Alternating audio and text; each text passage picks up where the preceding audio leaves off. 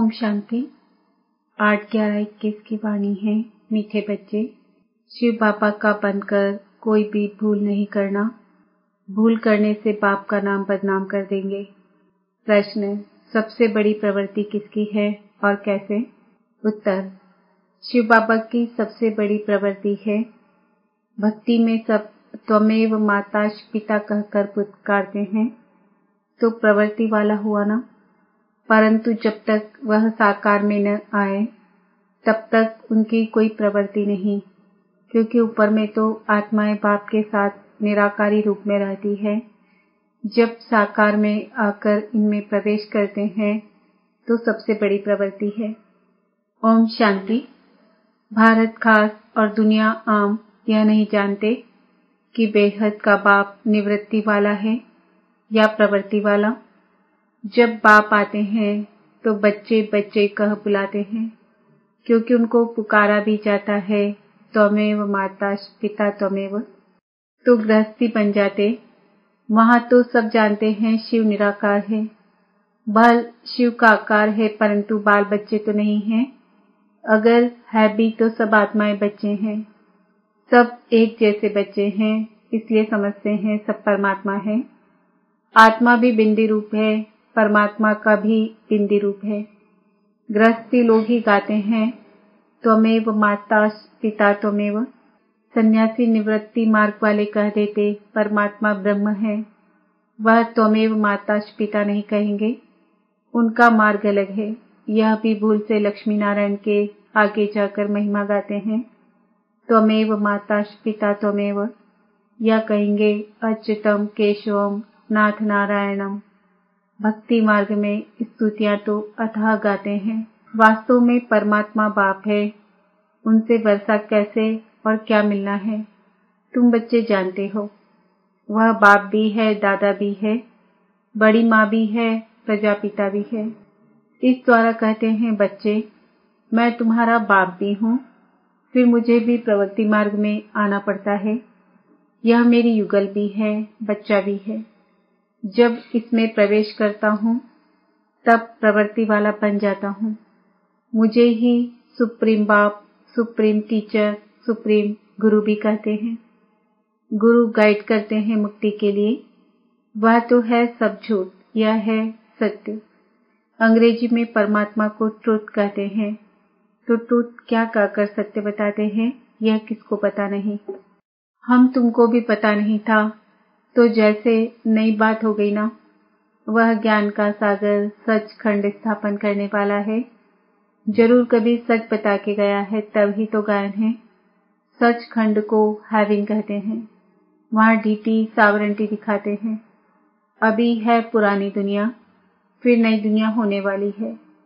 पुरानी दुनिया को आग लगनी है। स्थापना के समय विनाश भी गाया जाता है। करण करावन हार परमात्मा गाया हुआ है। ब्रह्मा द्वारा स्थापना करते हैं। कैसे कराते हैं वह तो खुद ही आकर बताएंगे। मनुष्य कुछ भी नहीं जानते। कहते हैं परमात्मा करण करावन हार है। और फिर ड्रामा का भी पता पड़ गया। कलयुग अंत, सतयुग आदि, इस संगम को ही ऊंच मानना चाहिए। कलयुग के बाद आता है सतयुग, फिर नीचे उतरना होता है। स्वर्ग नर्क गाया हुआ है। मनुष्य मरते हैं तो कहते हैं स्वर्गवासी हुआ। जरूर कोई समय स्वर्गवासी हुए हैं। ये खास भारतवासी ही कहते हैं, क्योंकि जानते हैं भारत सबसे प्राचीन है, तो जरूर यही हेवन होगा। बातें कितनी सहज है, परंतु ड्रामानुसार समझते नहीं है। तब तो बात आते हैं समझाने, पुकारते भी हैं बाबा आओ। आप में जो नॉलेज है वह आकर हमें दो। पतितों को पावन बनाने आओ।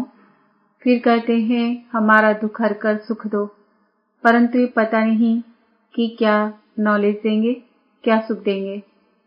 अब तुम बच्चे जानते हो वह बाप है, तो जरूर बाप से रचना हुई होगी। फादर मानव रचता। बच्चे ने फादर कहा तो क्रिएशन ठहरे। क्रिएशन भी जरूर कहाँ से पैदा हुई होगी। फिर बच्चों को प्रॉपर्टी भी दी होगी, यह तो कॉमन बात है। इसलिए ही मुझको त्वमेव माता पिता कहते हैं।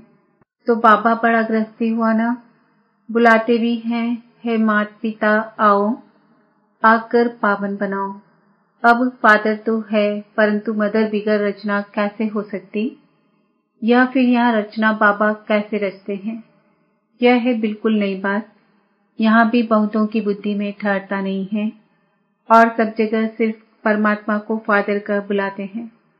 यहाँ दोनों हैं, मदर फादर, तो प्रवृत्ति मार्ग हुआ ना। वहाँ सिर्फ फादर कहने से उन्हों को मुक्ति का वर्षा मिलता है, वह आते भी पीछे हैं, यह तो सब जानते हैं। क्रिश्चियन धर्म के आगे बौद्ध धर्म था, उनके आगे इस्लामी धर्म था। इस सीढ़ी में और धर्म तो है नहीं, इसलिए गोले के बाजू में रखना चाहिए। यह है पाठशाला। अब पाठशाला में सिर्फ एक किताब थोड़ी ही होगा, पाठशाला में तो मैप्स भी चाहिए। वह जिस्मानी विद्या तो काम में नहीं आएगी। मैप से मनुष्य झट समझ जाएंगे, यह तुम्हारे मुख्य मैप से है। कितना विस्तार से समझाया जाता है, फिर भी पत्थर बुद्धि समझ से नहीं। बाबा ने समझाया है, प्रदर्शनी में त्रिमूर्ति पर ही पहले समझाना है।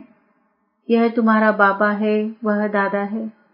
ज्ञान कैसे देवें, वर्षा कैसे देवें? भारतवासियों को ही वर्षा मिलना है। परमपिता परमात्मा ब्राह्मण देवता क्षत्रिय 3 धर्म की स्थापना करते हैं। ब्रह्मा द्वारा ब्राह्मण ही रचते हैं। यह है यज्ञ, इसको कहा जाता है रुद्र ज्ञान यज्ञ।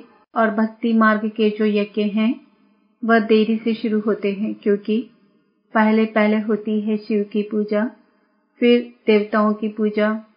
उस समय कोई यज्ञ नहीं होता, बाद में यह यज्ञ करना शुरू करते हैं। पहले देवताओं की पूजा करते हैं, फूल चढ़ाते हैं। अब तुम पूजा लायक नहीं हो। लोग शिव के ऊपर जाकर अक धतूरा क्यों चढ़ाते हैं? बाप समझाते हैं, तुम सब कांटे थे, उनसे फिर कोई सदा गुलाब, कोई मोतिया बनते हैं। कोई फिर अक के फूल भी बन पड़ते हैं, पूरा नहीं पड़ते तो अक बन जाते हैं। कोई काम के नहीं रहते। शिव बाबा पर सब कांटे चढ़ते हैं, फिर उनको फूल बनाते हैं, परंतु फूलों की भी वैरायटी बन जाती है। बगीचे में वैरायटी फूल होते हैं ना, तुम्हारे में भी नंबरवार है। कोई तख्त नशीन बनेंगे, कोई क्या बनेंगे। यह सब बातें बाप ही समझाते हैं और कोई समझा न सके। भक्ति मार्ग कितना लंबा चौड़ा है, परंतु उसमें ज्ञान जरा भी नहीं। सतयुग में देवी देवता थे, कलयुग में एक भी देवता नहीं। तो जरूर परमात्मा ने मनुष्यों को देवता बनाया होगा। तो बाप आकर ऐसा कर्म सिखलाते हैं जो मनुष्य सीखकर दैवी गुण धारण कर देवी देवता बन गए। और धर्म वाले क्या सिखलाएंगे, क्योंकि उनको तो ऊपर से उनके पिछाड़ी में आना है। तो वह सिर्फ पवित्रता का ज्ञान देते हैं। क्राइस्ट जब आता है तो क्रिश्चियन तो कोई है नहीं, ऊपर से उनके पिछाड़ी आते हैं। बाबा ने समझाया है, मुख्य धर्म है 4। जो धर्म स्थापन करते हैं उनका जो शास्त्र है उनको कहा जाता है धर्म शास्त्र।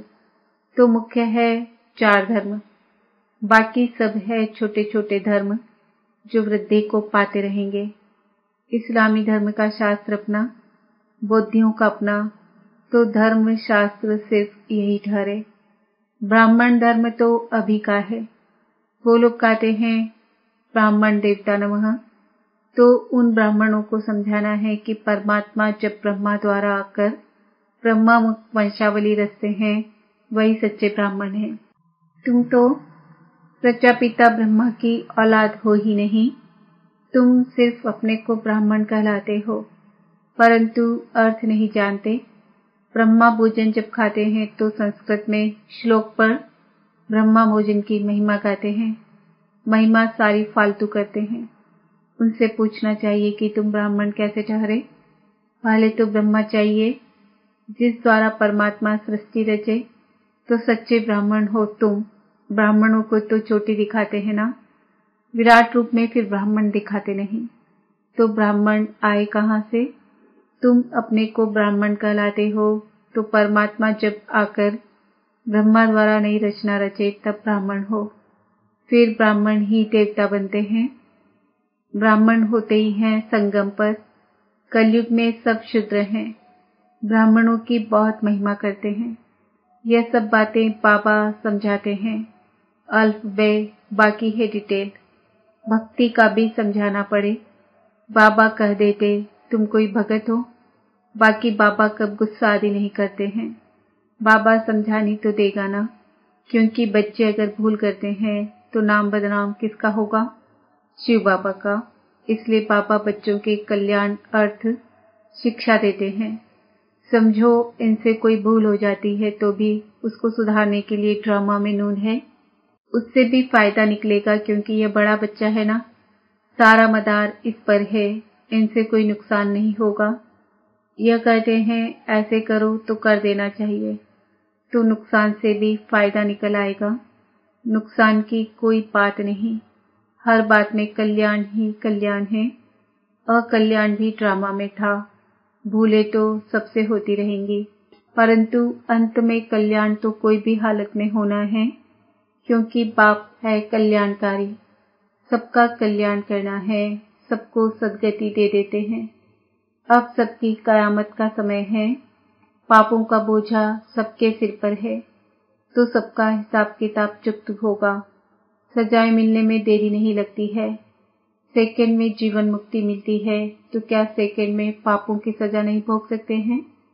जैसे काशी कलवट में होता है, शरीर छूट जाता है, परंतु ऐसे नहीं शिव बाबा से जाकर मिले, नहीं, सिर्फ पिछला पापों का हिसाब चुकता हो, फिर नए से शुरू हो जाता है।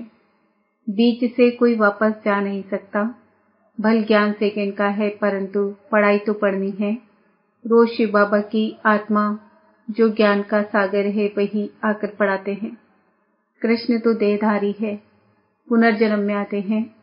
बाबा तो अजन्मा है, जिनको पढ़ना नहीं है वह तो जरूर विघ्न डालेंगे। यज्ञ में विघ्न तो पड़ेंगे, अबलाओं पर अत्याचार होंगे। वह सब कुछ हो रहा है कल पहले मुआफिक। असुर कैसे हंगामा करते हैं, चित्र फाड़ते हैं। कोई समय आग लगाने में भी देरी नहीं करेंगे। हम क्या करेंगे? अंदर में समझते भावी, बाहर में पुलिस आदि को रिपोर्ट करनी पड़ेगी। अंदर में जानते हैं कल पहले जो हुआ था सो होगा, इसमें दुख की कोई बात नहीं। नुकसान हुआ, धोबी के घर से गई छू, फिर दूसरा बन जाएगा। बाबा ने कह दिया है जहाँ प्रदर्शनी आदि करते हो तो 8 दिन के लिए इंश्योरेंस करा दो। कोई अच्छा आदमी होगा तो चार्ज भी नहीं लेगा। न इंश्योरेंस किया तो भी क्या होगा, फिर नए अच्छे चित्र बन जाएंगे। कदम कदम में पदम है। तुम्हारा कदम कदम, सेकंड सेकंड बहुत वैल्यूबल है। तुम पदमपति बनते हो। 21 जन्मों के लिए पापा से वर्षा लेते हो, तो कितना अच्छी रीति समझाना चाहिए। वहां स्वर्ग में तुम्हारे पास अनगिनत धन होगा, गिनती की बात नहीं। तो कितना बाबा तुमको धनवान सुखी बनाते हैं। इनकम कितनी बड़ी है, प्रजा भी कितनी साहूकार बनती है। यह है सोर्स ऑफ इनकम 21 जन्म के लिए। यह है मनुष्य से देवता बनने की पाठशाला। पढ़ाता कौन है? बाप। फिर ऐसी पढ़ाई में गफलत नहीं करनी चाहिए। अच्छा, मीठे मीठे सिकिल दे बच्चों प्रति माता पिता बाप दादा का याद प्यार और गुड मॉर्निंग। रूहानी बाप की रूहानी बच्चों को नमस्ते। हम रूहानी बच्चों की रूहानी बाप दादा को याद प्यार, गुड मॉर्निंग, नमस्ते, ओम शांति। धारणा के लिए मुख्य सार, सदा स्मृति रहे कि इस कल्याणकारी युग में हर बात में कल्याण है। हमारा अकल्याण हो नहीं सकता। हर बात में कल्याण समझ सदा निश्चिंत रहना है। सदा गुलाब बनने के लिए पढ़ाई पर पूरा पूरा ध्यान देना है। पढ़ाई में गफलत नहीं करनी है। अक का फूल नहीं बनना है। वरदान, सबको रिगार्ड देते हुए अपना रिकॉर्ड ठीक रखने वाले, सर्व के स्नेही भव। जितना जो सभी को रिकॉर्ड देता है उतना ही अपने रिकॉर्ड को ठीक रख सकता है। दूसरों का रिकॉर्ड रखना अपना रिकॉर्ड बनाना है। जैसे यज्ञ के मददगार बनना ही मदद लेना है, वैसे रिगार्ड देना ही रिगार्ड लेना है। एक बार देना और अनेक बार लेने के हकदार बन जाना। वैसे कहते हैं छोटों को प्यार और बड़ों को रिगार्ड दो, लेकिन जो सभी को बड़ा समझकर रिगार्ड देते हैं वह सबके स्नेही बन जाते हैं। इसके लिए हर बात में पहले आपका पाठ पक्का करो। स्लोगन बाप दादा की मिली हुई शिक्षाएं समय पर याद आना ही तीव्र पुरुषार्थ है।